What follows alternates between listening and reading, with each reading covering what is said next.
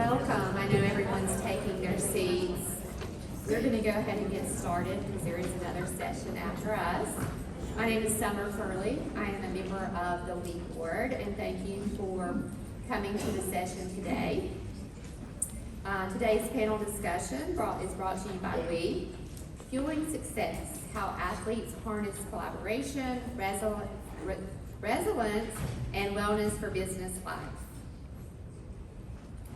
If you don't know about WE, I'd like to just remind you that WE was founded in December of 2017 with a vision to create a community of female executive leaders representing retailers, suppliers, and business partners, looking to connect, convene, and encourage women in our industry. As well, WE members are passionate about supporting women, regardless of the industry, to achieve economic independence. And WE works to support, as an example, Dress for Success, which is a global organization that provides a network of support, professional attire, and developmental tools to help women thrive in work and life. We are excited to partner with Dress for Success this year, and you'll notice there are some cards on your table, which we like to call letters of lift, and we encourage you to write just a small message to spark joy and encouragement to the women in the Dress for Success community. Once you write that, just put it in an envelope. We will take them and then distribute them to 3 chapters of Dress for Success, one in Charlotte, North Carolina, the other in Columbus, Ohio, and the other in Chicago, Illinois. Later in the year, we will also be communicating a way for our membership to contribute to their local clothing drive with professional clothing donations, which are a pivotal part of Dress for Success. It's helping women dress the part for interviews and helps them build confidence as they're looking to achieve independence. So look for more information to come. So before we start with our panelists, I wanted to talk about a few historic moments in history, watershed moments in sports. And these moments show principles that help drive bold, equitable leadership. Whether you're leading in healthcare, retail, or beyond, these stories carries lessons of resilience, visibility, and advocacy. So this timeline chart's more than just athletic achievements. It maps how visibility and access has evolved for women in sports. And each event nudged the dial forward a little, setting new norms for what's possible across all industries. So I'm not going to elaborate on each of these, but I do want to go through a couple. So for example, Billie Jean King's victory over Bobby Riggs in the Battle of the Sexes in 1973 was a global conversation reset. And of course, in 1972, Title IX built the infrastructure for future female leaders. These moments show that visibility must be backed by structural change and provided the leadership lessons to us of strategic visibility, policy-driven access, and persistence amid bias. In 2021, Simone Biles had the courage to pull out of the final team competition at the Tokyo Olympics when she knew her mental health was at risk. Mental health is a performance strategy, and when Biles spoke up, she gave leaders a playbook. Protect your talent and recognize the strength in recovery. And finally, in 2023, NCAA viewership skyrocketed. The women's title game between Iowa and LSU drew an average of 9.9 million viewers. This was an increase of 103% from 2022. So this is a proof. The market was listening, and we should have learned from this: invest where potential is undervalued. So what does this mean about how does this go in with leadership? So let's look at the numbers, right? 69% of women who played sports hold a formal leadership role. 71% of these leaders hold a title of manager, director, president, or are in the C-suite. And 94% of women in the C-suite played sports, with 52% of these women playing at a collegiate level.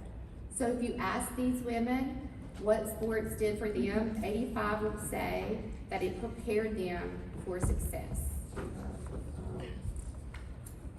So, of course, I would like to turn this over to our moderator, but I'd like to say a few words about her before I turn it over to her. Elizabeth Carvonen is a community leader, a mentor, and the current VP of Strategic Initiatives at the Emerson Group. Driven by her philanthropic spirit and armed with over a decade of experience spearheading a diverse range of sales and management projects, she is passionate about serving her community, developing strong interpersonal relationships, and empowering teams to succeed. Known for her friendly personality and her big heart, Elizabeth played a key role in launching and managing the Emerson Giving, the Emerson Group's charitable arm, which donates over $1 million a year to their communities. Prior to joining, Carvonen spent 6 years at CVS Health in various advertising, marketing, and product development roles. She brings unique vision, her honest management style, and her open communication to every team she works with. Elizabeth holds a BA from the University of Pennsylvania, and she is a state champion and school record holder for the high jump. Damn.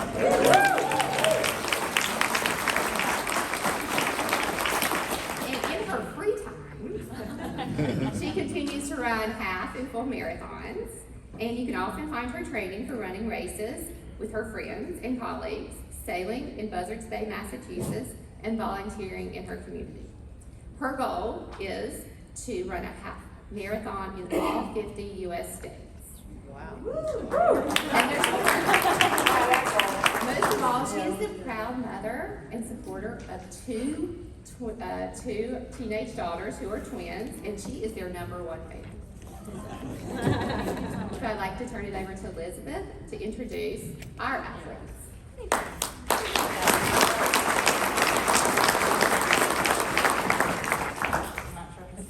Thank you, Summer. And yes, that picture was 30 years ago, so that is no longer possible. I actually went this past spring with my daughter to attempt to high jump, and that was the first time in 30 years. And it was so bad that she made me go and get that actual picture to prove that I actually was a high jumper. So it was really that bad. But I am so excited to be here with you guys today and to talk to these amazing women about their journeys and the athletic careers that they have had. So first, I'm going to talk about Faith Masunis. She is a 6-year D1 hoops player. She's also a current MBA student and a content creator. So welcome, Faith. And then we have Colleen Lindholtz. She is the president of Kroger, but before that, she was a University of Cincinnati dance member and coach. And Jill Fitzgerald. She is the EVP of Business Development at MPG, and she is an All-American heptathlete. And Amanda Castuli. She is the U.S. Chief Customer Officer for Kenvue, and she was a West Point graduate, a lifelong athlete. So we're going to get to hear a lot more about these athletes and what drove them. But what I wanted to start with was a quote I saw from a fellow WE member, Tiffany McLeod. I'm not sure if you guys all know her. She is the CEO of Ultima, and she was a D1 player for soccer in college. And she wrote on LinkedIn, "Everything I learned about leadership started on the field. Teamwork, discipline, resilience, how to handle pressure, bounce back from setbacks, and lead without needing the spotlight." So that's really why we're here today. We're going to dig into that with these 4 women and their journeys. We're going to talk about the wins. We're going to talk a lot about the setbacks, the changing lessons that they've had, whether it was on the court with these guys, on the track, or on the stage. We're going to talk teamwork, coaching, grit, all of that, and how what I love about this is we're really hearing it from 4 different, really unique perspectives. So let's kick it off with your athletic achievements. Faith, all right. We said you're a six-year D1 athlete for basketball. So University of Maryland and Seton Hall. I know we have a few Seton Hall fans here. Signatures later, Chris. You're also a scholar athlete, so you're able to balance all of that. You had multiple sportsmanship awards, meaning you're like a wonderful human. And you started almost every game for your last 2 seasons, which means you have a ton of grit and hustle. So tell us about that sports journey and how you were able to stay motivated at that level for 6 years. Yeah, I mean, oh man, I've been playing basketball for over 20 years. I am only 25. So yes, my earliest memory, I was about 5 years old playing basketball, and it was just a journey from there. I have very athletic parents, so it started at a very young age. I have a very competitive family. I'm one of 10 kids. We grew up playing 5-on-5 in the backyard. My sister's actually here, and she helped coordinate all of this, so thanks to my sister. But yeah, I mean, we grew up playing basketball together. I started taking it more serious. I played all the sports in the world growing up, got more serious about basketball because my mom started talking about, you can hopefully get a full scholarship to college if you take this seriously. So I did. A lot of late nights, early mornings in the gym, had a successful high school career, and that led me to have a full scholarship from the University of Maryland, which was amazing. I played 5 years there, and people are like, how did you go to college for 6 years, play basketball for 6 years? I was a COVID kid, so I got 1 year back from COVID. I also went through an injury while I was at the University of Maryland. I tore my left ACL, so I got that year back as well. Just take advantage of all the opportunities and the amount of degrees I could get while I was in college, but I think my one motivating factor was coming from 10 kids, who's gonna pay for college? So I think, I have to get a full scholarship to go play college, get my degrees, so it's just a huge blessing. All the degrees I was able to get out of college, all the experiences I had from playing basketball, all the life lessons, all the people I've met, so I'm just really blessed to have that opportunity and journey. And you're an MBA student right now, and what are the degrees you actually? Yes, so I got my first degree from the University of Maryland. I got my bachelor's in sociology. Then I also got my master's in business management from the University of Maryland. And I'm currently on my second master's. This past year, I just finished my first year of 2, getting my master's of business administration. Wow. So, taking full advantage of the opportunities in front of me. Very, very learned, very impressive. All right, Colleen, president of Kroger, former NACDS chair. You were also named Forbes' most powerful women shaping the future of food. That's very impressive. You were also at the center of the Nourishing Change Conference. So let's go back to these University of Cincinnati days. Yeah, can you tell that picture? There's a black and white one, how old I am. That's the only one I can find. So great. So why dance? Why the University of Cincinnati? And talk about a moment from that experience that really shaped you. Yeah, so I danced since I was in the 2nd grade. I love the performing arts.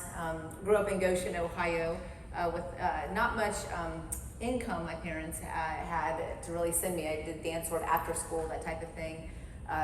Did make the Nutcracker. I was really excited to actually be in this this class where I was asked to be in the Nutcracker, but then I couldn't because my parents couldn't afford the homeschooling and things like that. So got through high school and then wanted to go to pharmacy school, went to the University of Cincinnati.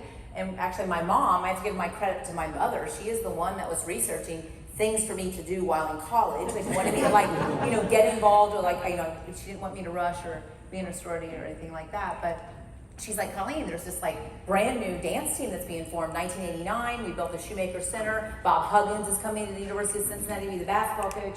She's like, you need to try out for the dance team. So I did. And it was interesting when you asked me to be on this panel, because I'm hoping that you're not gonna accolades like you have, winning a lot of things myself. But it wasn't about winning. It was about being on that team, actually being the first team ever. While I was there, though, the 7th year when I was a sophomore, I was asked to be the captain of the dance team. And I wasn't the best dancer on the dance team, just so you know, but I was asked to be the captain. And it was sort of that first dipping my toes into leading people, being obviously from all these different schools, all these different states. But this success came out of, in 1989, when there was an interview done, my coach said, we were all gathered around there, what do you guys want to do? And she says, we want to win the national championship. So it took us from 1989, but we won the national championship in 2004, 2005, 2006, and then we came back and won it again in 2009. And then I'll stop with just one more quote about UC and the dance team. And then in 2010, the greatest honor ever was that the country was trying to get cheer and dance into the Olympics, and they called on one team to put on Team USA to represent the United States in the first ever world competition, and that was the University of Cincinnati. So it was in 2010 that we stood on the podium and actually got to raise the flag and stand there with the national anthem. And then when they played that, we always said we'd give all those national championships back for the moment that we represented the United States. And so those are the things that really set me up for what I do today, and we'll never forget them. It's actually a short round between when the dance team was formed to when you actually had that on. A really So long that time. was- It took us a long time. Sometimes the best things take time, and that's the thing about leadership and aspirational goals. And I'm looking at Mr. Anderson that's sitting up here in the front. While we're here and what we're doing on the NACDS board to really transform the industry, things take time, Yeah. by the way, and it took us a long time to win. But now people come from all over the country to be on our dance team. Back then it was just the local girls. Yeah, great job. All right, Chill. EVP of Business Development at MPG, but back in high school, you were a standout multi-sport athlete, 3-sport captain in soccer and indoor and outdoor track, all-conference, all-state, and on All-American heptathlete. Got you a track scholarship for and to get into for college, and you actually just got inducted into your high school Hall of Fame. So very impressive. Cool. Yeah. All right, so what drove you to compete at such a high level at all those sports? And tell us exactly what is a heptathlon? 7 events, what does that mean? Yeah, so 7 events, 2 days, and kind of a smattering of all different track and field events, right? So throwing events, sprints, hurdles, and then jumps. And I think the interesting, or maybe like the embarrassing story of how I got into the heptathlon was I grew up playing a ton of sports, and the one that I had the most passion for was actually horseback riding. But I didn't have a family that had the funds to have an actual horse, so I became that like crazy horse girl that like cantered around the house and jumped over furniture. Oh my God. And this, by the way, this is actually a real sport now. It's called like hobby horse. So, you should watch some videos. They're great. My grandfather, who was like amused by my weirdness, but like saw some talent, he decided he was going to build me horse jumps for the backyard. So they were so good, in fact, that the neighbors thought we were harboring like real horses in the backyard, and they called the police. And a cop showed up one day, and my parents looked at me and they're like, "Jill, show him what you do." And so here's like 9-year-old me trotting around the yard, like jumping over fences. And I remember on the way out, he was the officer, like I thought about the conversation he probably shared with his family that night, but he said to my mom, like, "It looks like you got a track star on your hands here." And so I grew into track, and I came to love it more than horseback riding, because what I didn't love about showing and horseback riding is like so much of it is driven by like how expensive your horse is and barn politics and the subjectivity of judging. And so I really like that track is such a raw sport. And it's a nice balance of both like individual and team based. And so I started doing that, and I got good, and I think it just became like an exercise in seeing how far I could go. That's awesome. Wow. It's very impressive. All American. It's unbelievable. All right, Amanda. So, U.S. Chief Customer Officer for Kenyu, but you played basketball in high school, just like our friend Faith here. No, not like that. None of us are like that. It got you. It helped you get into West Point. I mean, you got into West Point, which is a feat in and of itself, right? And then you served as an Army officer, and you've stayed like a lifelong athlete, right? We see you here running as this triathlon or marathon. It is. It was a half iron in Maine. Okay. So can you share your journey and define one of those moments that shaped you as an athlete? Sure. So I saw a couple of faces when she mentioned West Point. People were like, oh, and it's hard for me to remember because so many of my friends are West Pointers. There's not that many of us, and there's not that many women who graduated from West Point, so maybe I'm the first. So West Point obviously is extremely formative to who I am and my leadership style, and there's a couple of things that we say at West Point that are connected to this topic. One is every cadet an athlete, every athlete challenged. At West Point, everybody plays a sport. everybody does. I mean, most of us were athletes anyway coming in. But you either compete at the D1 level, the club level, or the intramural level, which we affectionately call intramurders. There's a reason for that. And then another thing, this is a quote from Douglas MacArthur. Everybody knows who he is, but not everybody knows that he was a superintendent at West Point. And he said, upon the fields of friendly strife are sown the seeds which upon other fields, on other days, will bear the fruits of victory. And that's plebe knowledge, by the way. 30 years ago, I'll never forget it. But I think about that a lot in my business career. And I'm sure many of you are athletes as well. But the fully integrated aspect of being an athlete creates conditions in which you almost think about everything you do as being a competition. Whether it's when you're on the field, on the court, in the gym, in the classroom, unfortunately sometimes with your friends. There's the one-up game that happens a lot sometimes too. But what you learn in team sports is the ability to win together. And so I think for me, okay, this is terrible, but I was a high school basketball player. And what did I learn from that experience? So this is a true story. So I played 2 years of varsity basketball at Klein High School in Northwest Houston, if anybody's familiar. It's a super 5A massive Texas high school. 2 seasons, 0 wins. I wanted to quit so badly because it wasn't just the frustration of the work and just the constant losses. It became like a thing at school, and everybody knew who the women were, right? Well, the girls, I guess, appropriately. So I just learned so much about how to work through adversity, and even now it hurts to think about that. And you know what? Like, we knew we were doing our best, and so I think that's something that sports teaches you is sometimes your best is not enough, but you got to learn when that's like how to deal with that too. So like that's a sad story. I have better stories. Yeah, We're gonna go there. That was really good. So I just wanted to really emphasize, not like faith, not like faith. Maybe should have gone over there to Texas. Thanks. All right, Colleen, so you've been at the top of a traditionally male-dominated industry at Kroger and at your NACDS chair position. So how has your athletic background really influenced the way you lead and connect with others? So I think just in general, sort of understanding the amount of dedication and commitment and what we would say practice that it really takes to actually be good and go win big things. And also I think understanding how to sort of level the playing ground, as we would say it. A lot of us women know that we can go into a meeting and we probably have to prove ourselves 10 different times with 10 different documents and a bunch of incremental data, when the man may come in the meeting and say at one time it's the same idea as I had, and all of a sudden it gets adopted. And it is aggravating as heck, but I have learned to actually use it as an accelerator and a catalyst for like how I have to prepare, and then actually use it as like sort of the secret sauce. Because sometimes when you figure out that what you've got to do to prepare compared to what everybody else does or doesn't do, it can actually be the differentiator in like winning. All right. And talk about Nourishing Change. So that was a new conference that you put together, and you brought together all sorts of different retailers to try to solve the food as medicine and bring that more forward. So how did your time on the University of Cincinnati dance team really help you shape that and bring together a bunch of different retailers? I think going back to the aspirational goal of sometimes in life, we want to do things and be a part of something much bigger than ourselves.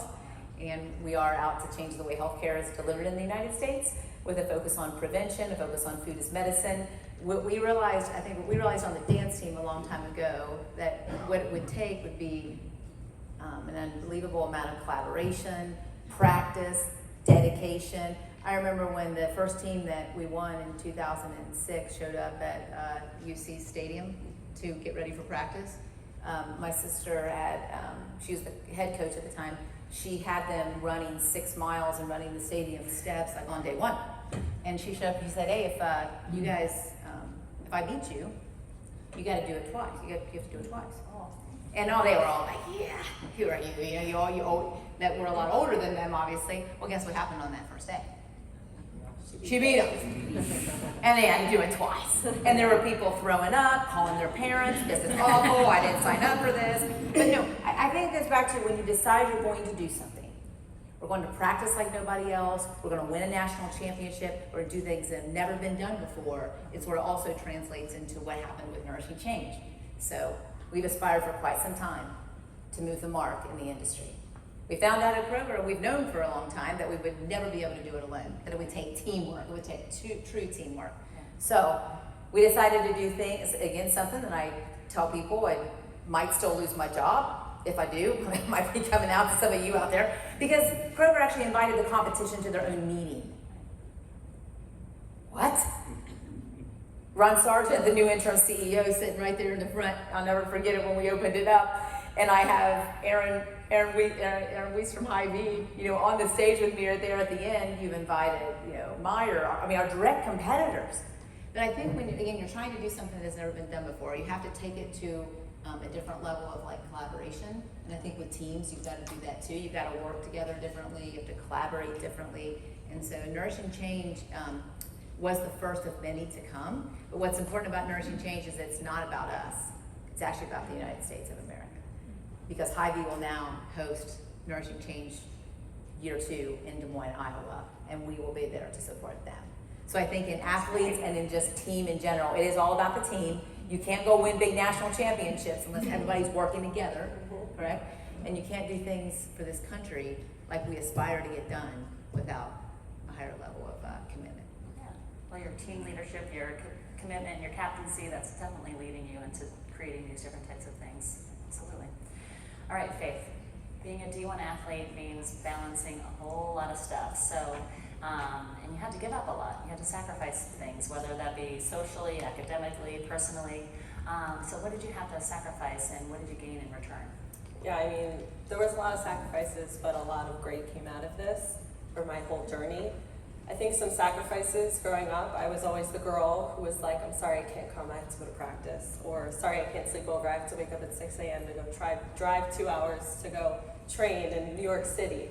So there's a lot of sacrifices as socially. I mean, personally, moving on to college, I had to focus on my sleep. I had to focus on my eating. There were so many different things so I could perform to the best of my ability. That was a very unique experience, especially in college. Not everyone was worrying about what they were eating constantly, or a normal college student might stay up till 3 a.m., but I have practice at 6, so I can't do that. So that right there is not a huge sacrifice, but it is a unique experience. And I think personally, playing a sport in college, I had Thanksgiving tournaments in Mexico or in Florida, so I wasn't able to come home for Thanksgiving. Around Christmas time, we'd have a 3-day break to go spend with our family while everyone else was at home for a month and a half. So things like that, or seeing my nephew grow up and I'm at college, it's things about my family that I'm a very family-oriented person. So that was definitely a sacrifice, but there was so much that came out of it. I got a free education, which was amazing. So many connections around the world. I had teammates who played or live in Slovenia, Italy, you name it, Australia. My best friend lives in Australia, so there's so many connections and people I know around the world. And just like the relationships I've built with so many people, it's definitely gonna outweigh all of those sacrifices in the end, and forever grateful for everything I sacrificed for it. Was there ever a time you got to turn it off? Like were you ever off season? Right now. Retired? I'm done playing now. No, I mean, basketball is all year round. Yes, we play maybe a 6th, 7th month, depends how much you win, season. But we started from, our actual season would start September up until you lost, so maybe the beginning of April. But during that period of time, we had summer workouts. So I had to be at school during the summers. I would probably have about 2 weeks off during the summer. And then whole summer, then you go right into the season. And then you have 1 week off after your season. And then you have postseason workouts. So all of that while being a student athlete. They put the student first for a reason. I'm taking all these classes, have to balance that, social life, going to class, going to tutoring, going to do lifts, going to do conditioning tests. It was a lot, but it taught me a lot of things, time management, my values, and things I just need to focus on to get everything done. Well, and you got to stay fit the whole time. Yes, it's important. And then let's talk about this balance. So NIL happened really early on in your days. It was early for NIL. So all of a sudden you had all of this sports going on, and then you had to manage your own business as well as play at the D1 level. So how did you have to manage that? How did you do that? Yeah, Figure it out. so NIL is this huge grand thing that is now in college sports or any sports in general. It's name, image, and likeness, where athletes can get paid for name, image, and likeness. If something's branded with their face, their name, they basically must receive compensation for that. And yes, this all came along when I think I was a junior at the time. And all I hear is money. You can make money as a college athlete now. So I'm like, okay, I need to learn about this. At the school I was at, University of Maryland at the time, they would have different programs come in and try to teach us, but nobody really understood how you could make money, what you could do. It was very much social media based at the time. So for me, I was like, okay, I need to start growing my social media platforms, try to connect with people. But I didn't have an agent. Now you have all these student athletes having NIL agents who are getting, these athletes are getting paid millions of dollars to play college basketball. But at the time I was trying to, okay, how can I build my personal brand? How can I market myself? I have been to NIL conferences before where they try and teach you and connect you with different brands and things like that. So one of the biggest things I learned at that conference, they had told me, you need to market yourself, you need to understand your values, don't be afraid to reach out to companies. I mean, it could be very intimidating as me, just this 21-year-old girl, going up to this huge company and be like, I love your products, I love your brand, I would love to work with you. It's almost like, you send me stuff, I'll post it on social media, maybe everybody else will want to buy your products or stuff like that. So there was just so much I had to learn and grow, and I had to learn how to negotiate contracts, meet with different companies, and it was a lot. I mean, I treated it like it was my second job. So it was very beneficial in the end. Wow, so impressive. Thank you. Manage that all, do it all at once. All right, so Amanda, let's go back to you. Let's talk about West Point a little bit. A pretty intense physical environment and academic as well. So how did that experience at West Point shape you and your approach to leadership and team dynamics? Sure. I mean, it's everything, all right, for my leadership style and who I am, how I carry myself. But they say the Army's a team sport, and so everything you do at West Point, it's such a unique situation because it is extremely competitive. Everybody is a very hyper type A, very motivated and driven person, but so we have to achieve individually, right? Things have changed a little bit, but your class rank determined, did you get the branch you wanted? Did you get the job when you graduated? And did you get the post you wanted? Did you get to go where you wanted? And so, I mean, even though you know what they call the person who graduates last at West Point, right? Lieutenant. So, so there's this interesting juxtaposition of the requirement and the desire to achieve and excel individually, but understanding that you fight and win the nation's wars as a unit. And of course, unit cohesion is teamwork, right? And so if you think about everything you do at West Point, it's based on the unit, whether it's your team, your squad, your platoon, your company, or your battalion, your regiment, or the corps. And then you get in the Army, it's the same kind of hierarchy. And so I think that kind of understanding of how the two things interplay has been extremely informative and helpful for me in my career, because as we all know, your career moves from individual contributor into varying levels of leadership. And understanding how to contribute as an individual and the leadership required to do that is different than the leadership required to get things done through other people. And so you know what they say, like, lead yourself first, right? And so, but there's a million aspects. I could talk about West Point all day and what you call a gray hog, but there's a million aspects of the things that West Point teaches you, and many of them are the very big things you would expect, but some of them are also the very small things. And things like, we have what are called SAMI, or Saturday morning inspections, and it's the little things to get you demerits. And so what you learn is the attention to detail and the willingness to spend the time to do things that, like, nobody may ever see it, but you know, and you internalize what right is and what good looks like. And so that is just foundationally how I operate. And I do think the last thing I would say about the Army is a team sport, and we talk about selfless service to the nation. And if you think about the best leader you've ever worked for, they're probably in many ways somebody who aspired to your success more than their own. And so that's another thing I think about when, as a leader, like my success comes from creating the conditions where the people on my team can be their best. And I have 3 of my team members staring at me right now. I hope I hope I'm not just saying the words, and I hope I live that way. But yeah, I could go on and on. There's something. I was thinking of your teammates, like your team members, like standing up and making sure like their outfits are. Yeah, we're gonna be in perfect. formation later. We will be in uniform though. We're all gonna be in uniform. It's gonna be great. All right, Jill, you had your own version of challenge. You know, you're competing at such a high level in multi-sports and multi-disciplines here with track. So what did each of those teach you about internal drive versus collaborating as a team and trust, and how did you bring those to your lessons into work today? Yeah, I think individual sports was like a really good early lesson, and you can't outsource the hard stuff, right? And so there's this awesome Chinese proverb that says, the more you sweat in practice, the less you bleed on a battlefield. And individual sports are also pretty humbling. I think my team could validate this, that I'm someone who's still not above doing the grunt work.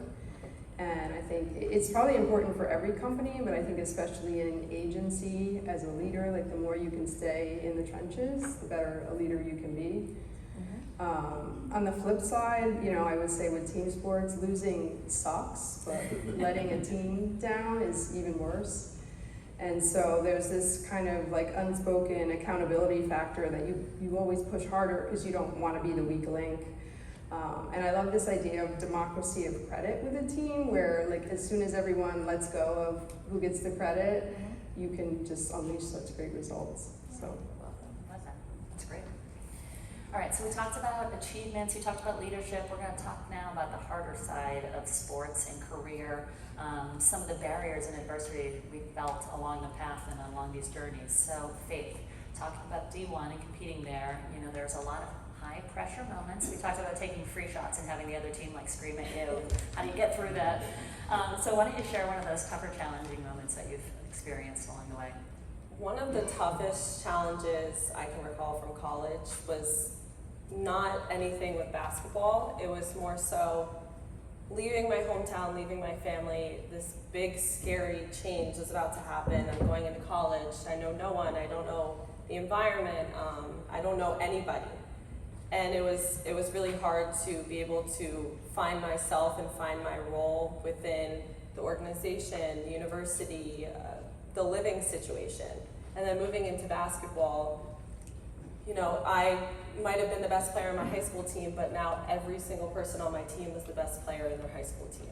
So I'm a small fish in this big pond. I'm a freshman, and I had to figure out what I could do or what role I could play on this team that wasn't already there. I need to add something, I need to bring something so I can find my way to get on this court. And for me at the time, it was accepting maybe a smaller role. I was the hustle player. I was getting on the floor, diving on rebound, or diving everywhere. I was all over the place.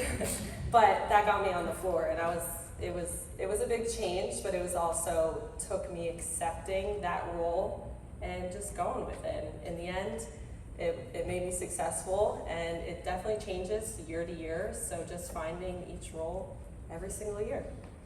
Sounds like a lot of skin knees.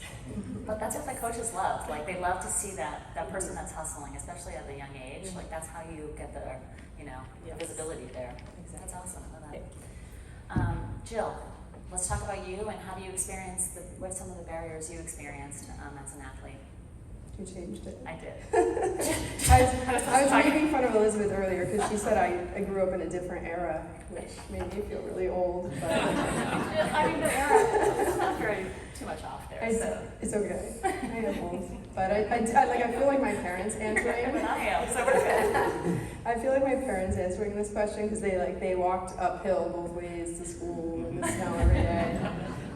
But I actually feel like fortunate to grow up when I did. You know, I grew up in an era where like there were no trophies for second place, right? Yeah. And you know, Jill, no one cares about your feelings. We just want results. And I think we've moved to a place where like I found my people. Hardcore. But I feel like today we're moving to a place where people can tell you why they deserve things, where before you had to actually show someone why you deserve things. So I feel like that era taught me a lot about like accountability and resilience, and I think developed some nice thick skin for me in this industry. So That is a very good point. I love that. Not everyone deserves a trophy, but yeah. All right, what about you, Amanda? How do you turn some of these barriers into success and motivation, whether it's like to lead your teams or for yourself or mentoring others? Yeah, so I think there's a couple things I would point to. So one is, we were just talking about this, Kevin and I were, but not everybody realizes, when I was born, women didn't go to West Point. That happened in my lifetime. So women were admitted to West Point in the summer of 1976. The class of 1980 was the first class with women. I graduated in 1997. Like, it wasn't that much, right? And so I think, like thinking about that, you go, oh great, then women could go to West Point. Well, yeah, but I spent 4 years doing military training. We really do march and call cadence, by the way. And there's a cadence that says, I want to be an airborne ranger. I want to live a life of danger. I know the whole thing, right? Well, I couldn't have been an airborne ranger. There wasn't a thing. It wasn't open to women. And if I could have done anything in the Army, I would have been a field artillery officer, big guns. It wasn't open to women. And so it wasn't a barrier I could do anything about. And so I think that's part of life. It's part of understanding how to affect change in your context and when to stop pushing the water up the hill. And so I was a transportation corps officer, which was also awesome. And make the most of your situation where you can. And then the second barrier that athletics has taught me is fast forward many years. I'm a civilian at this point, and I was an avid runner when I was younger, and I had gotten into marathoning. And as I joke, I'm not that good, but I'm very enthusiastic. And so I was really, I loved it. I loved distance running, and I was so excited because I had just finished my third marathon. I was talking about it at work. And this gentleman who was an incredible athlete said, well, what are you going to do next? I said, well, I think I want to run a sub-4. He's like, he looks at me like I'm a total doofus. He's like, sub-4? What is that? He goes, you need to qualify for Boston. And look, fun fact, I went to summer school for PE. That's a thing at West Point. So, we can talk about that later. But, it took me a minute. I had this mental barrier. I'm not that good. I'm not fast. I'm enthusiastic.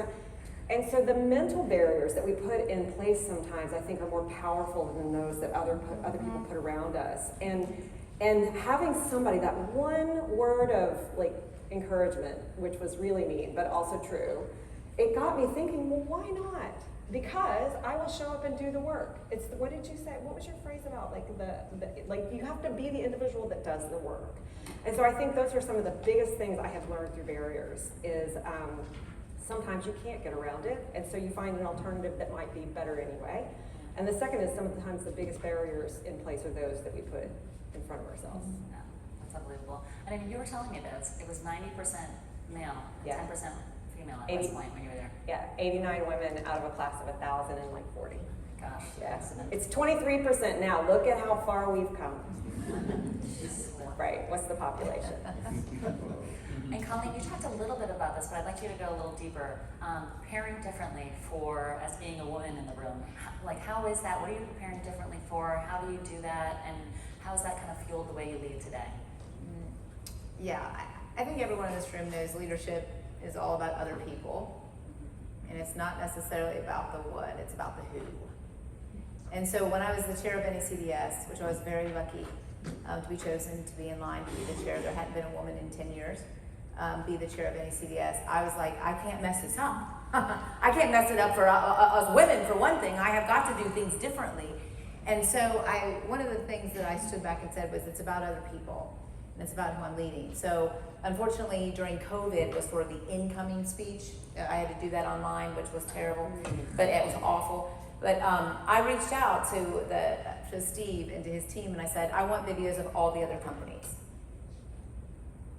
They're all the other companies. I said, I need permission to use their storefronts, their speeches, what they've done in the industry, because I'm not going to highlight us at Kroger, which in the past, and there's nothing wrong with it, but a lot of the chairs have highlighted their own company. Play the video, and it's their own company, and how great they are. And I'm like, I'm not going to do that. I'm going to highlight the others. And so as I was incoming chair and highlighting the others, it really did get me to a different level. This is all about preparing differently, Yeah. trying to think differently, trying to think about others and what is the purpose, whether it's inside your company or it's outside your company you're leading, you've got to do things differently. And so then in the outgoing speech, which was at annual, I thought, what am I going to do that draws in the people, that gets those people to trust me now as one of the, their colleagues, like stand like side by side with them. And I thought, I'm going to bring Rodney McMullen. I'm not going to stand up there because people don't want to hear from me necessarily, but they would love to hear from the Kroger CEO, Rodney McMullen. So it's an example of if you're preparing differently, sometimes you have to do things different in order to, have acceptance and have trust.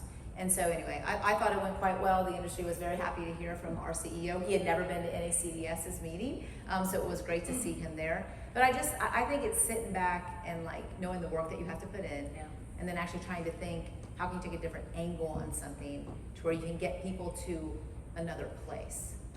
Knowing your audience, I love that. Yep. It's really important. Okay, so another big influence in all of our journeys is the coaching. And so we've all had our coaches out there. Some have been good, some are the tough ones, and some are the really, really bad ones. And sometimes those are the most impactful ones that we've had.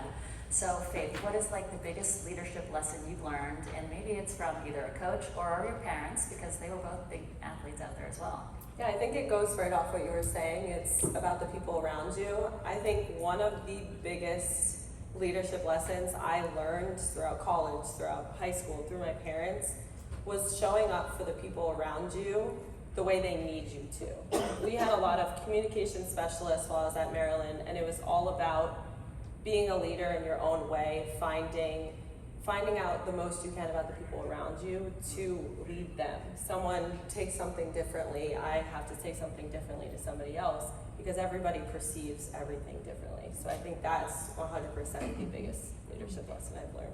Gotcha. All right, Colleen, talking about your team. So you're leading really large mission-driven teams today. Can you talk about more about a coach or a boss that has really influenced you and stands out, or showed you the kind of leader you wanted to be, or maybe even didn't want to be? Yeah, so the MVP of my entire life, I have to first and foremost say that it is my mother, that really always pushed me to do things. Colleen, you can be anything you want to be. You can do anything you want. Always there for me, always supported me, helped me not only during college, but helps me today. Helps me absolutely today. So she's definitely the MVP of my entire life, my career. There was one time, a lot of people that I have worked for, that I learned what I absolutely do not want to be as a leader.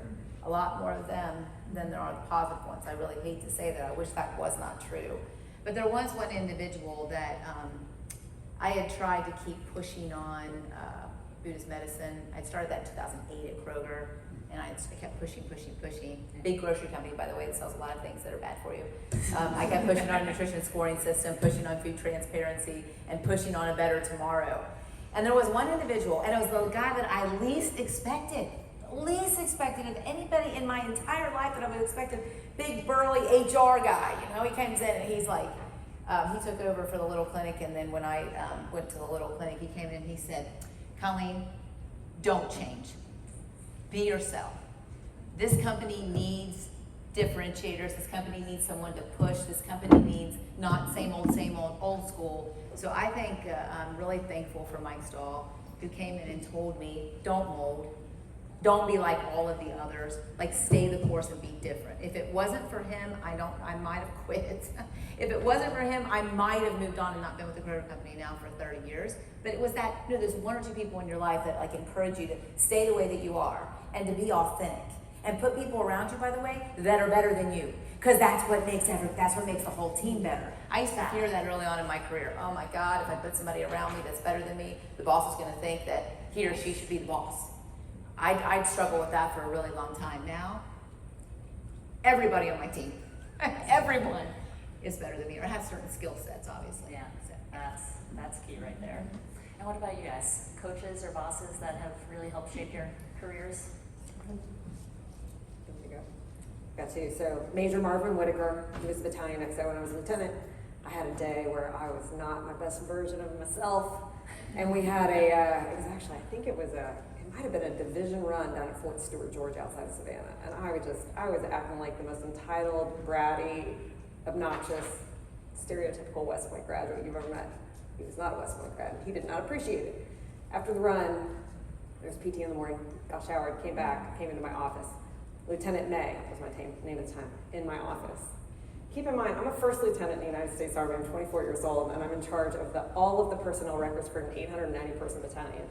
He locked my ass up. He had me at attention. He chewed me up one side and down the other. And it was all fair. It was not personal. It was not belittling. It was raising the expectation and telling me that I had not been the officer that the Army needed that morning. And so the way he did it taught me so much about what leadership really is. It's not being nice, quite frankly, my team knows this. It's not being nice, it's not being flexible in your standards. It is setting the standards, holding everybody to the same standards and accountable, and creating conditions in which they can achieve. The second real quick one I would say is my very best friend, who's also my classmate. What she has taught me as a coach, because I think of her that way, is that other people are not mind readers. You have to say the things out loud. And that is true as a leader as well. You cannot assume that your team understands your intent if you've never vocalized it. And so I think about that a lot. It's mostly marriage counseling I get from her, but it works at work too. So that's really been a powerful thing, because I tend to go very, very fast, and I don't always say the things out loud. So I try to stop and being more intentional in that now. I'll do a quick one. I talked about Jill, no one cares about your feelings earlier. Yeah. It was actually my horseback riding coach when I was little, who I loved everything about, except for the amount of cigarettes that she smoked at practice. But she was just a tough love coach, and I actually, like, so tough love. I remember one day my horse reared up at practice and fell on top of me, and I broke my clavicle, but she made me get back on, and I think, like, taught me how to work through hard stuff to get to the good stuff. Literally made you get back on the horse. I didn't know it was broken until after. I think that's called abuse. But That's a call. she was my favorite. All right, so athletics don't always stop in high school and college, and you guys have kept it up and you've stayed active. It helps you keep balance and sane in this crazy world that we're all living in. So why don't you guys talk about what you guys are doing to stay active nowadays? Yeah, I always joke, I run because punching people is frowned upon. It's great therapy. So unfortunately, my team knows this. I'm on the road a lot, so I find it extremely challenging right now to stay very active. But I do still try to. I love triathlon. I'm moving more into like the cycling, swimming. You were talking about Aaron, Hy-Vee sponsors. I did RAGBRAI a couple years ago, so I'm either all in or all out. So I'm either doing like a 5-day, 500-mile ride, or I'm on the couch. So, but yeah, I just I do the best I can right now, and I give myself some grace. We were just talking about this earlier today. I do the best I can, and when I can't do it, it's okay. I'll do it tomorrow. Like, that's the point I am in my athletic career. And you also said, when we were talking about your friend, how she competes. Oh my gosh. I love that. Yeah, so Tell my that best story. friend, she was a diver at West Point, by the way. She was a D1 athlete.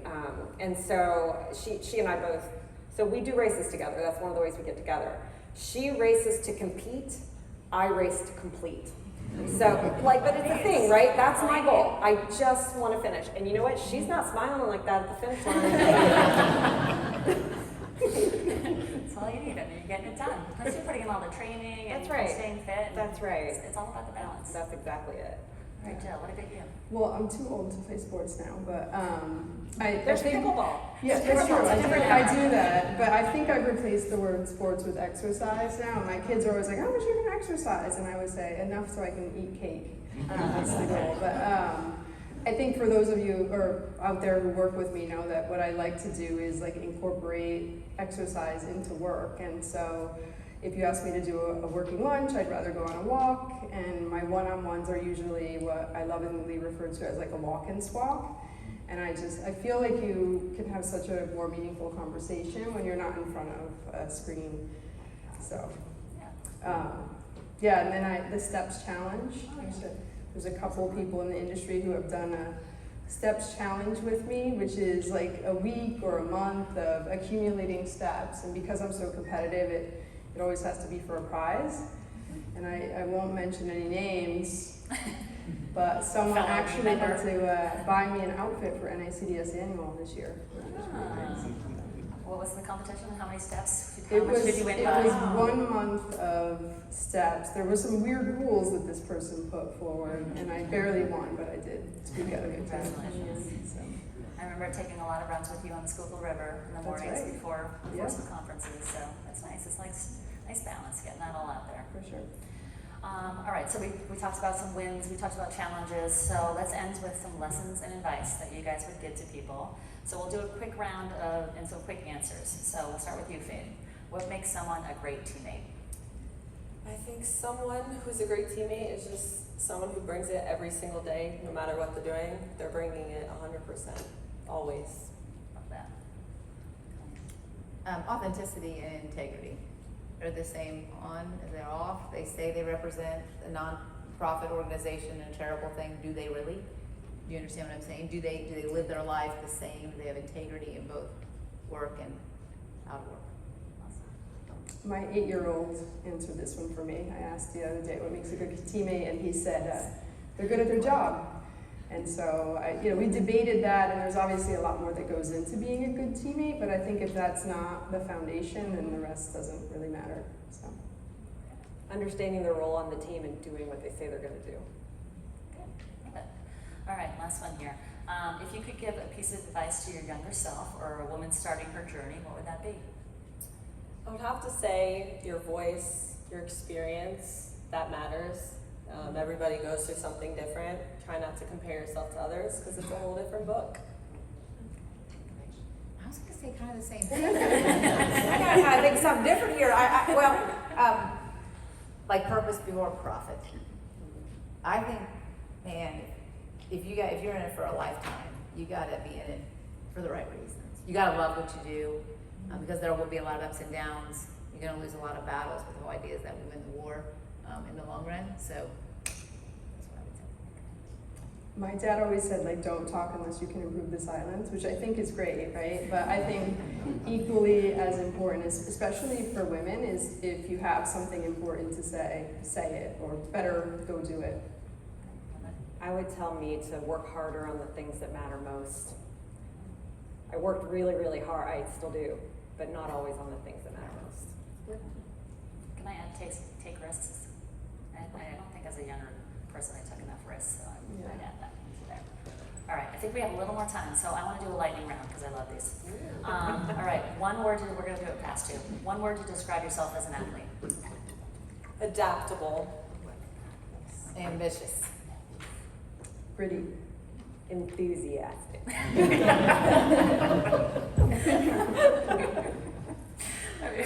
Go to pump up song before competition. Dreams and Nightmares by Meek Mill. It's a good one. For those who know it. One moment in time, Whitney East. Wheatus, Teenage Dirtbag. Mine's weird. That's okay. Where are we running? Lenny Kravitz. All right, favorite women's sports moments. We saw some earlier for summer, but which one's yours? Could it be my personal one? Yeah. I think it was my freshman year winning Big Ten championship. And cutting the nets down, that was a lot of fun. That's awesome. Very cool. Was the question a favorite sports moment? Yeah. My own or as a coach? Whatever you want, or in the world. They were representing the United States of America. I talked about it in the first competition for the all world. That's pretty special. Yeah. Winning a 4x4 relay, winning states my senior year. I'm going to answer your question about was it your favorite women's or winning sports Winning. moment? I did say women's. Okay, good, because it's not about me. My could be favorite that. one, do y'all remember when Brandy Chastain ripped her jersey up for the U.S. Women's National Mine Team? too. Awesome! 99ers. So awesome! 99ers. We got a women's PK. soccer fan back there in the back, yeah. That was awesome. 99. That was a great team. All right, an athlete you'd most want to have dinner with. I'm gonna have to say Simone Biles. Oh yeah. Yes. Tiger Woods. I told you the horse thing, so Bob Baffert, he's like a horse trainer guy. Nolan Ryan, baseball's my first love. All right, that's a good one. All right, last one. Favorite sports show or documentary? Love and Basketball. It's a movie. Yes, it's very cute. My favorite movie of all time, A League of Their Own. Baseball. Yes. Oh, Gina Davis. Yeah. Isn't that right? She's Tonight, yeah. Jerry Maguire. This 100% matches my athletic career. Dodgeball. Do we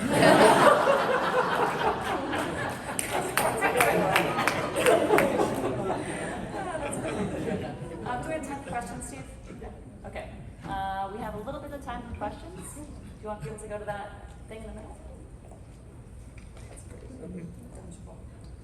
Any questions? If you can dodge a wrench. You want to share your own athletic prowess? Nobody has any questions about West Point? Really? Hardest moment at West Point? I mean, like, time makes it kind of like fuzzy, like you're underwater, right? I do very distinctly remember day one, we call it our day, reception day, right? That's the day you go from civilian to cadet like that. I distinctly remember,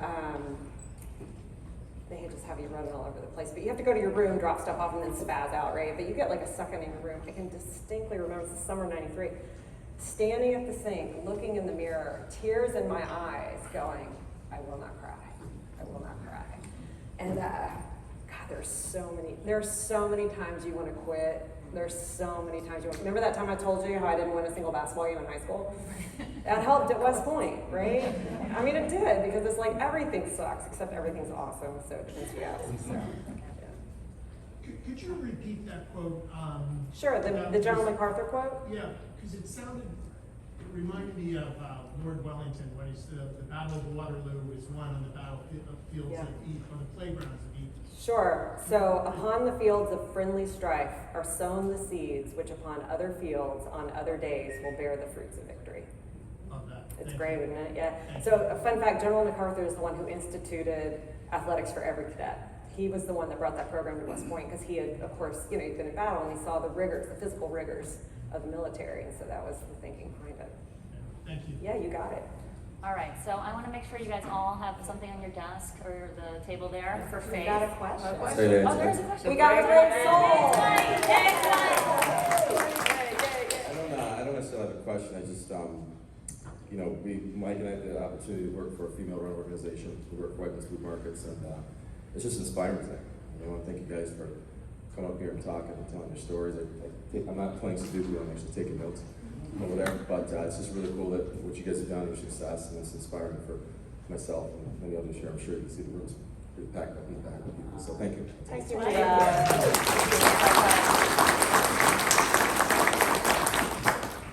Deborah Wines, of course, I researched. So I was actually D1 soccer at Indiana University.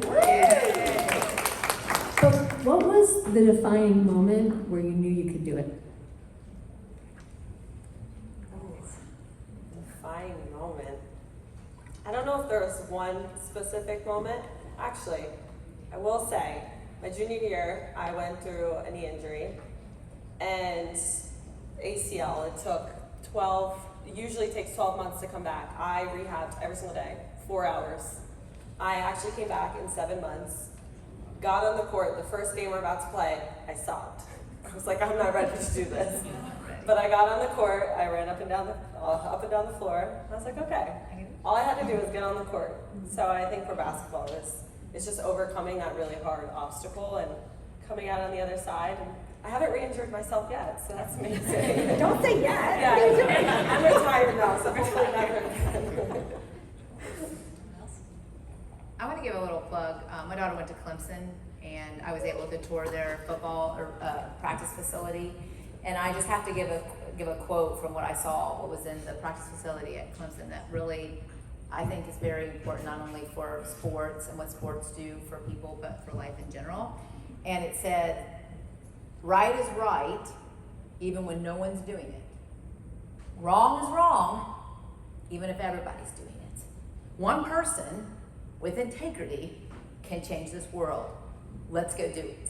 And it was in there where where they get, before they play football, you know, their coach gets in there and talks to them. And I just thought that was like so impactful. And I brought it back to my team and I said, no matter what, we're gonna go do what's right. Even if other people aren't doing it, we're gonna do what's right for people, we're gonna do what's right for the customer, and we're gonna do what's right for this country. And while it's hard, it's the hard things in the long run that make all the difference. So I think that's the same thing in sports. It's the hard things, right? And that make all the difference. So I just had to get a little plug in there. I meant to put that in my part and I forgot. I'm glad you brought But it yeah, up. Thank you. but I thought it was great. Yeah, so before I thank these ladies, so there is a piece of paper on your table for Faith. So I know we have a lot of CPG brands here. You guys need influencers. This is one. Yeah. She is amazing. So reach out to her, scan whatever the scan bar there. So the information is at the top. Okay, so Emails. reach out. She is amazing. She's a wonderful person. So do that. So let's give a round of applause to these wonderful ladies. Great job. And all of this stuff is on there, so if you're not a member of We yet, please scan there and become a member. Thank you.